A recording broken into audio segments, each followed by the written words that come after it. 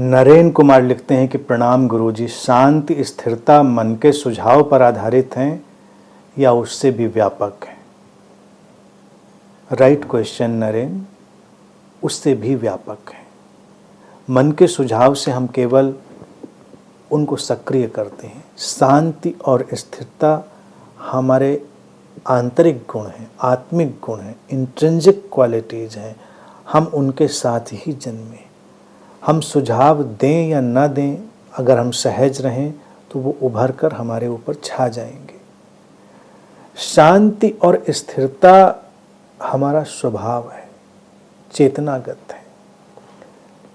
मन के सुझावों से हम केवल उनको सक्रिय करने का काम करते हैं या उनको उभारने का काम करते हैं, लेकिन मन के सुझावों पर आधारित नहीं है। मन के सुझावों पर वो बिल्कुल भी आधारित नहीं है। और जब तुम उनको महसूस करते हो तो वो और बढ़ते जाते हैं।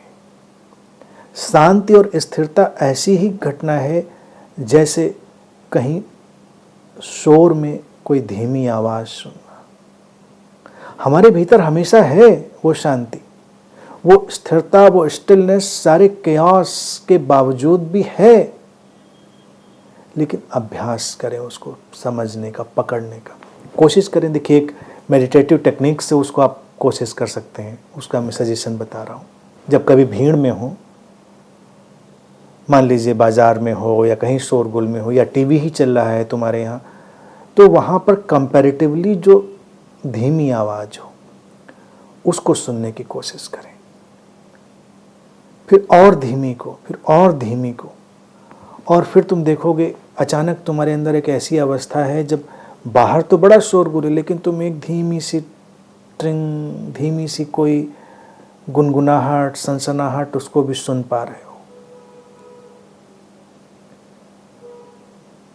फिर कभी तुम्हें अपनी सांसें, कभी तुम्हें अपनी धड़कन भी सुनाई दे जाएगी। सब शोर चल रहा है, तुम शोर के बीच खड़े हो और तुम अपनी धड़कन सुन सकते हो, अपनी सांसों की आवाज़ सुन सकते हो, अपने होठों का हिलना, होठों की टकराहट से जो टक की आवाज़ होती है तुम वो भी सुन सकते हो।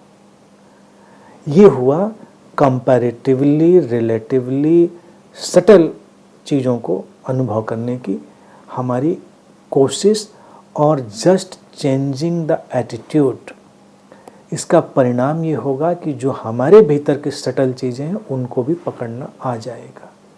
तो शांति और स्थिरता हमारे भीतर हमेशा है, लेकिन बाहर की अस्थिरता और अशांति में हम इतने खो जाते हैं कि उन पर कभी ध्यान ही नहीं देते। तो ऐसे हम उधर लौट सकते हैं। कभी जब तुम्हारे भीतर कितना भी द्वंद्व चल रहा हो और तुम जरा सा अवेयर होकर देखोगे कुछ ऐसा है जो बिल्कुल निर्द्वंद है। कभी तुम्हारे भीतर कितनी भी निराशा, कितना भी संताप, कितना भी विषाद हो, और थोड़ा सा तुम अवेयर होकर अपने भीतर झांको, अपने दिल की खिड़की से, तुम देखोगे वहाँ कोई निराशा नहीं, कोई संताप नहीं, कोई परेशानी नहीं। एक ऐसी गहरी प्रशांति, एक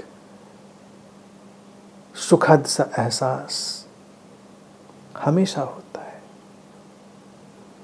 केवल एटीट्यूड। इसीलिए जो ध्यान और अध्यात्म में बार बार कहते हैं भीतर मुड़ो, तो कुछ लोग भीतर मुड़ने में सोचते हैं कहाँ मुड़ जाएं। नहीं, मुड़ना नहीं है, attitude. Just change your attitude. It is always there, it is always there. You have to grasp it. एक बार तुमने अगर उसको देख लिया, फिर वो कभी खोती नहीं, फिर वो हमेशा तुम्हारे साथ चलती, क्योंकि तुमने जान लिया कि वो है वहाँ पर। इसीलिए मन पर, मन के सुझाव पर वो अवस्थित, आधारित नहीं है।